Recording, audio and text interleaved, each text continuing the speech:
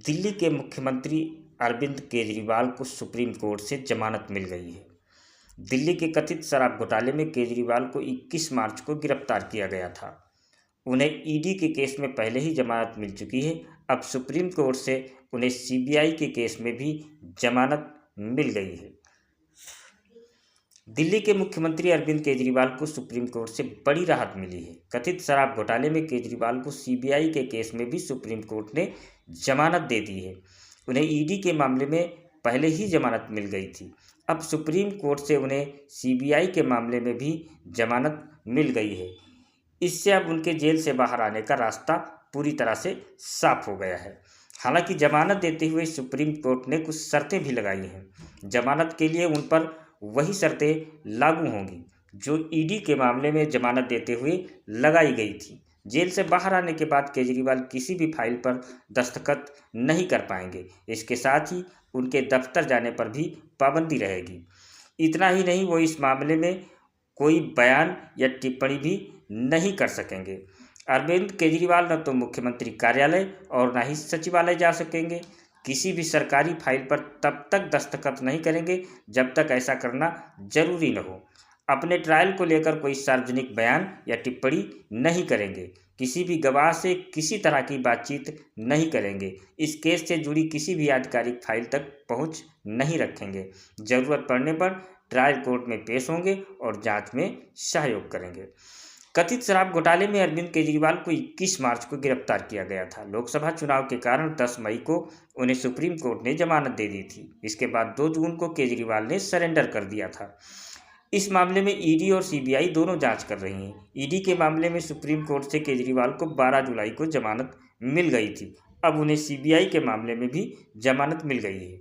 बता दें, केजरीवाल अभी तिहाड़ जेल में है। सुप्रीम कोर्ट से जमानत मिलने के बाद उन्हें जेल से बाहर आने के लिए थोड़ा इंतजार करना होगा। दरअसल सुप्रीम कोर्ट का लिखित आर्डर दिल्ली की राउज एवेन्यू कोर्ट में भेजा जाएगा।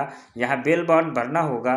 इसके बाद Rouse Avenue court release order तैयार करके तिहाड़ प्रशासन को भेजेगी। रिलीज आर्डर मिलने के बाद ही केजरीवाल जेल से बाहर आ सकेंगे। फिर से साबित हो गया है कि अरविंद केजरीवाल जी जैसा सच्चा, ईमानदार, देशभक्त, कट्टर ईमानदार नेता इस देश में नहीं है।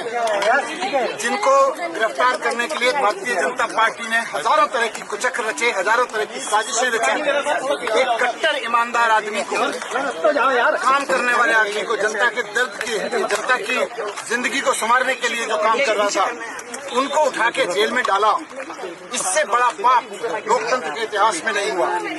आज ऑनरेबल सुप्रीम कोर्ट को हम नमन करते हैं, उनको सलाम करते हैं, उनका धन्यवाद करते हैं। हम इस देश के संविधान का धन्यवाद करते हैं, बाबा साहब का धन्यवाद करते हैं, जिनके बदौलत आज सच्चाई की जीत हुई है। और ये खाली सच्चाई की जीत की बात नहीं है, झूठ भी एक्सपोज हुआ है।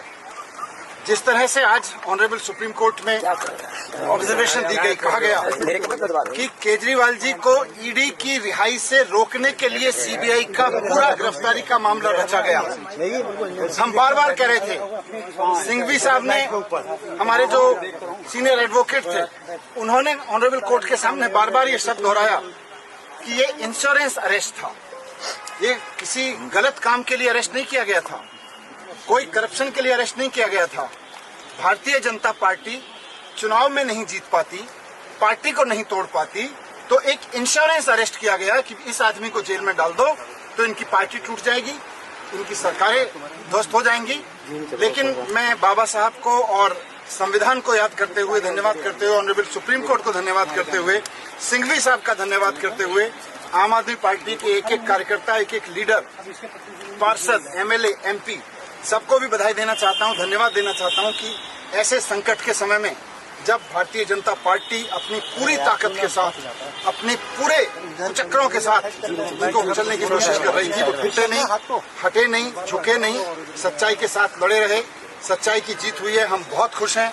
आने वाले समय में इससे और सच्चाई के लिए लड़ने वालों को ताकत मिलेगी। बात सिर्फ केजरीवाल जी की नहीं है, जो भी आदमी सच्चाई के लिए लड़ रहा है उसको ताकत मिलेगी। ये हमारे सबके लिए बहुत भावुक पल है। हमारे बड़े भाई, हमारे मित्र, हमारे गुरु केजरीवाल जी, जिनको इस तरह से अंदर डाला गया जेल में, सबके लिए बहुत दुखद क्षण था। एक एक कार्यकर्ता के लिए बहुत दुखद क्षण था। लोग है।